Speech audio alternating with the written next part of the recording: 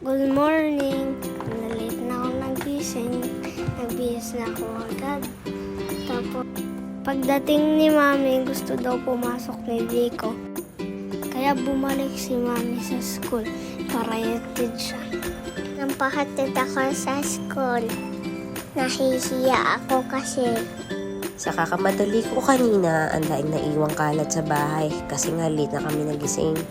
Tapos nun, hapon agad, nag-prepare na ako ng lunch. Ayan, nakikigulo yung mga bata habang nagluluto ako. Yung ulam namin, giniling, tapos may fried rice. Masarap siya. Yummy, yummy. Syempre, may iced coffee din. Naligo na kami ni Kai. Tas si Mami, tas si Kuya Koy, tas ako, tsaka si Daddy. Pupunta kami sa church kasi may prayer meeting. Bawal kami mag-late. Si Daddy magtuturo. Buti na lang, walang masyadong traffic kanina sa Plaridel. Kaya nakarating kami sa church ng maayos. Pag mayroong nagko-comment sa atin, bumuburi sa atin, positive feeling na naramdaman.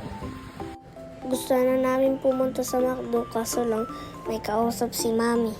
Tsaka si Daddy. Excited na kami mangraro. Tapos naglaro na kami. Mas masaya.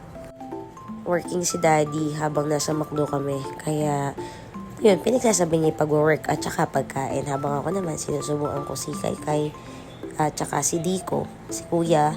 Masayang-masaya siyang kumakain mag-isa ng kanyang nuggets. Kaya ayun, isang masayang salo-salo ang nangyari. Katapos niyan, naglaro ulit yung mga bata kasi bitin daw sila bago sila kumain kanina. Hinintay na namin munang matapos si Daddy sa mga nilalagyan defect bago kami umuwi. At ngayon, habang nagre-record kami, nakahiga na kami tatlo ni Kuya at saka ni Tico para di na kami malate bukas. Good night! Hello po. Yung kissing pa ko, pinood ko yung laban si Daddy. At ayun na nga, bumangon ako para ayusin yung gamit bukas ng dalawang bata. At may nakita kong batang gising pa. Hey, good night na po. God bless po.